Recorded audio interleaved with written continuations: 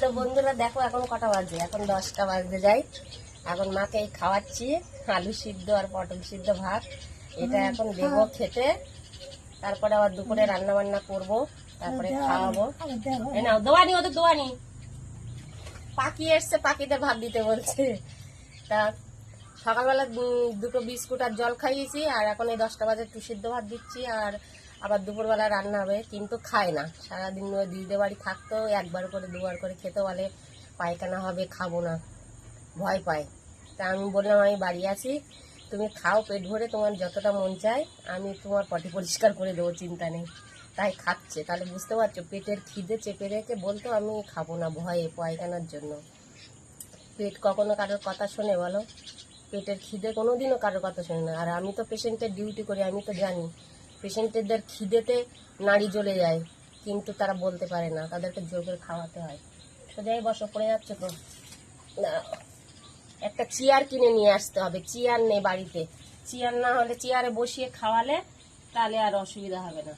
এই কালকের কাজে যাব, পরশুদিন আসার সময় একটা চেয়ার কিনে নিয়ে আসবো।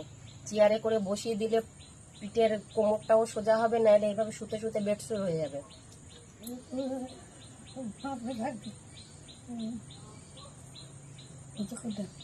অল্প করে দেবো ভাত। ভাত ভাত ওই বেশি হয়ে গেছে, বেশি হয়ে গেছে। পাখিদের দেবো খানি, তুমি খাও যতটা খাবে। হ্যাঁ, যতটা খাবে খাও, তার পাখিদের দেবো খানি। ভাত বেশি হয়ে গেছে তাই বলছে। বেশি খায় না, ভয়ে, পায়খানা হবে তাই ভয়ে খায় না। কালকের এতটা ভাত জোর করে খাইয়েছি, সব খেয়ে নিয়েছে। তা তোমাদেরকে আর কি বলবো, মানে কি হচ্ছে, বুঝতে পারছো না? হ্যাঁ, নাও হয়েছে।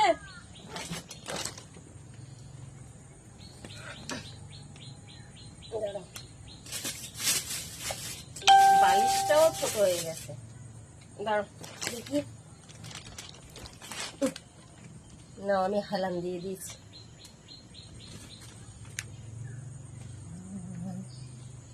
না,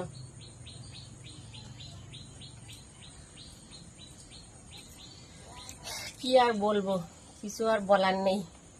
ওনারও এই বুড়ো বয়সে পুত্র শোক, আর আমার এই 38 বছর বয়সে এই অবস্থা। কিছু আর করার নেই। তা দুঃখ, কষ্ট, বেদনা সবার সঙ্গে আমি চ্যালেঞ্জ নিয়েছি, দেখি আর কত দুঃখ কষ্ট আমাকে দিতে পারে। আমাকে হার মানাতে পারবে না। আমি দুঃখ কষ্টের সঙ্গে যুদ্ধ করে যাব। ভগবানকে বলেছি আর কত দুঃখ আছে দাও আমার, আমি রেডি। একদম কাঁদবে না, নো কান্না, কোনো কান্না নেই। কাঁদছে তাই আমি বলেছি কান্নাকাটির কোনো সিন নেই, একদম হাসি খুশি থাকবে, কাঁদবে না।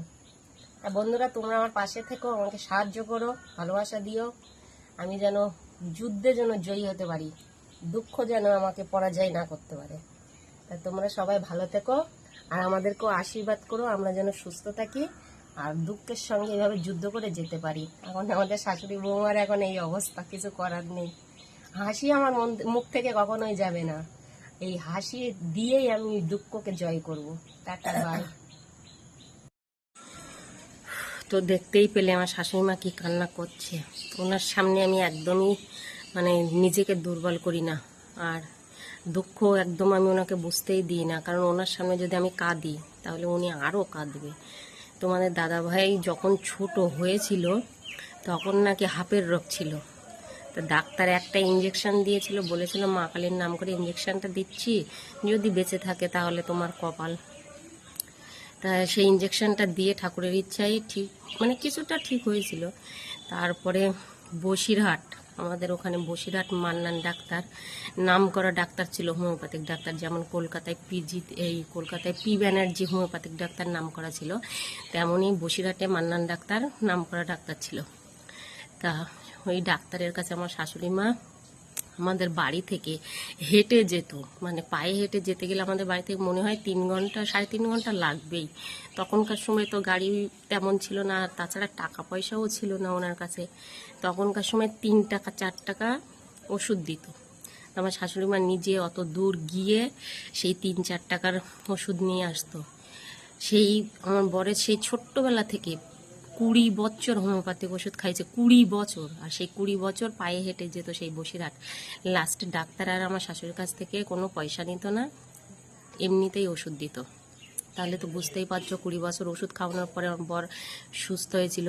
আর সেই ছোট্ট বয়স থেকেই 40 বছর বয়সে মারা গেল। তাহলে মায়ের অবস্থা এখন বুঝতেই পারছো। আমি ওনাকে একদমই বুঝতে দিই না দুঃখ কষ্ট। যাই হোক, আমি চেষ্টা করছি ওনার দুঃখ যাতে মনে না করে, ভালোবেসে ঠিক করে রাখার। তোমরা আমাকে আশীর্বাদ করো আমি যেন ওনার দুঃখটাকে একটু কমানোর চেষ্টা করতে পারি।